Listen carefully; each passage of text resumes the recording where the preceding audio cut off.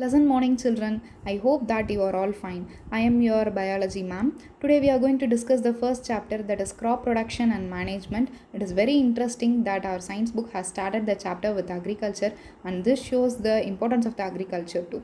Before entering into the topic, we have to grab some information about the agriculture. Can you guess when the agriculture is started? Agriculture in India date back to Indus Valley civilization and even before that. Indus Valley civilization? Have you heard this term? Might be in your history book. Indus Valley civilization is the oldest civilization in India. Even before that, agriculture is started. So think of how old the agriculture is. India ranks second worldwide in farm outputs. So India is ranking the second place for the agriculture. As per 2018, agriculture employed more than 50% of Indian workforce. That is, more than half of the population were employed themselves in agriculture. India ranks first in the world with highest net cropped area, that is more cultivatable area is more in India. It is followed by US and China. This is a small intro about the agriculture. Okay, now I am ready to cultivate a crop. So how to choose my crop, and which soil is preferred to grow the crop, and how much water is required, whether weeds will affect my plant, if pest affect, what should I do? If you are growing garden in your home, this might be a small challenge for you. So here I have given the whole lesson as an overview. So crop production and management, we are following the two crop pattern. One is rabi crop, that is winter during the winter season, and next it is kharif crop and during the rainy season. So these all the seven agricultural practices. First step, it is preparation of the soil. We have to prepare the soil before the before the sowing of seeds. And second step, it is sowing of seeds. It is nothing but throwing the seeds in the cultivatable land. Third, it is adding manure and fertilizer. It is nothing but enriching the soil with nutrients. Fourth, it is irrigation, that is watering the crops. Fifth, it is protection. We are protecting the crop from the weeds and the pest. Sixth, it is harvesting. Finally, we are harvesting, that is, we are cultivating the crop. And last, it is storage. What are the methods we are following to store the crops? Okay. So next, it is India is a vast country. Climatic conditions like temperature, humidity, and rainfall may vary from one region to other region. So we are following the crop pattern. That is, first it is kharif and second it is rabi. So kharif, it is followed in the rainy season, and rabi it is during the winter season. Rainy season, it is from the month June to September, and winter it is from October to March. What are the crops included? Paddy, maize, soya beans, groundnut, and cotton. It is in kharif crop. What about rabi? It is due wheat, gram, pea, mustard, and linseeds. So if I crop a paddy during the winter season, what would happen? Actually, we paddy requires lot of water, so it is preferable to grow in the rainy season. If I prefer any other season, water scarcity may occur, so this affects the growth of the paddy. Next, the agricultural practices. First step, preparation of the soil. Reason to prepare a soil. How to prepare soil? Can any tools used to prepare the soil? So by answering these questions, first, reason to prepare the soil. Why I have to prepare the soil? We have to turn and loosen the soil. What is the importance of turning and loosening of the soil?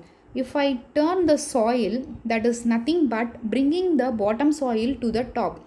You have studied that dead matters may decay in the soil and it may form the manure in the soil. If I turn the soil, the decay matter which is got into manure will come to the top of the soil, and it acts as a nutrient for the plant growth. So it helps in recycling the nutrient in the topsoil and to support the growth of the plant. Next, loosening. It creates a gap in the soil. This helps the microorganism to survive. So if I said microorganism, you can able to overcome that another organism which is a friend of farmers, that is nothing but it is earthworm. So they can create the gap in the soil, and this may help the plant to grow. And next it is how to prepare the soil. So by the process of tilling and plugging.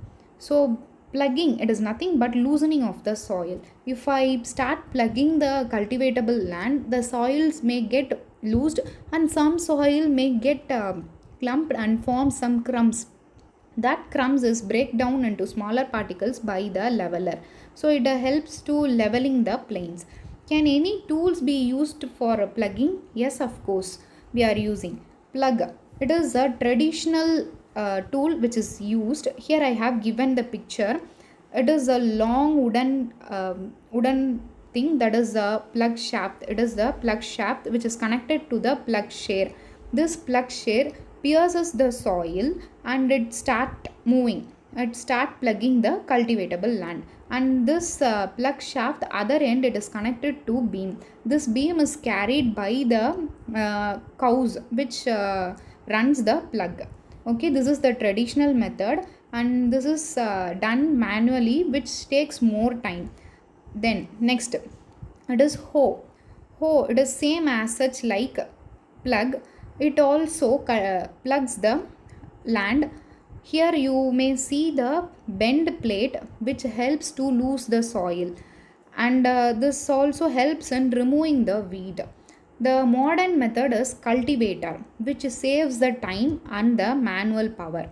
You can able to observe that here only one plug share it is in the plug, but in the cultivator you can able to observe more than three. So it is it helps in the save time. It helps in saving the time to plug the field. Okay, next I have given the preparation of the soil as an overview. Why we have to prepare the soil? It is to enrich the soil with nutrients. And why, how we have to prepare the soil? By tilling or plugging process. What are the implements used? That is nothing but the tools. Plug, cultivator and hoe, it is used here. So the next step, it is sowing. Sowing is nothing but throwing the seeds in the cultivatable land. Before that, we have to analyze the quality of the seeds, whether it may give the good yield or not. We have to check the quality of the seed. And tools used, we will discuss that. Quality of the seeds. How to check the quality of the seed? This you can do in your home also. Take a bowl of water and put the handful of seeds inside the water. You have studied in your lower class that weighter particles may settle down and the lighter particles start floating.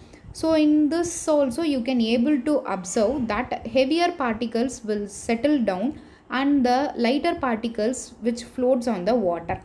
So that indicates the floating particles indicates that is no seeds inside the seed coat. It is just empty seed coat, that is a damaged seed coat. Whichever settled down, that indicates it is the healthy seeds.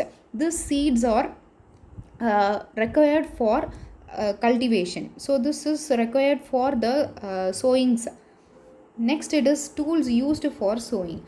So before going to that, crop need the perfect depth and proper space. What is the perfect depth and proper space? Perfect depth, in the sense, if I'm sowing the seed very depth, so the seeds may face many struggle to come out. If I'm placing the seed in the topsoil, it may have the chance to taken out by the birds. So they need the perfect depth, not too depth or in the topsoil. It need the perfect depth. Next, proper space. What is proper space? The space between the crops is needed. So can you think that imagine that if you are in the very crowded area, you feel that hard to breathe. So likewise, plants will also have some competitions, that is getting of sunlight or water or the nutrient from the soil. So this may affect the yield of a crop. Next, some plants are grown in nursery. When it reaches the seedling, it is transferred in the field. Example, it is paddy. the paddy, which is first it is grown in the nursery, it is nothing but just grown in the covers, and later when it reaches the seedling stage, then it is transferred to the cultivatable land manually. Okay, so the tools whichever used for sowing, first it is traditional tool and second it is seed drill. Traditional tool, so here I have given the picture, you can able to see the two persons handling the traditional tool. It is a funnel shaped tool, you can able to see the triangular shape right here. There is a funnel shaped tool which is connected to the tube and it is inserting in the soil. The tubes may have the tubes may have the sharp ends which pierce the soil. So through the funnel shaped tool we are dropping the seeds into that, it reaches the soil through the pipe. So it requires manual power and it also take more time. So next it is about seed drill. In seed drill, it is a modern tool is used to sow the seeds. In seed drill, we have some advantages. That is, it ensures that seeds are covered by the soil after sowing. We have discussed this in before slide. That is, if I place the soil, if I place the seed in the top soil, it might have the chance to taken out by the birds. So we have to cover the seeds after sowing. So this machine ensures that it is covered by the soil after sowing. So then it is saves time and manual power. So it is saving the time of a cultivator and the manual power. So it is preferable than the traditional method. So this is about the tool, and here I have given the overview of sowing. So sowing, it is need the perfect depth and the proper space is needed. Then quality of the seeds has to be checked, and the tools, it is traditional tool and the seed drill it is used. So rest of the agricultural practices we will see in the next videos. Thank you.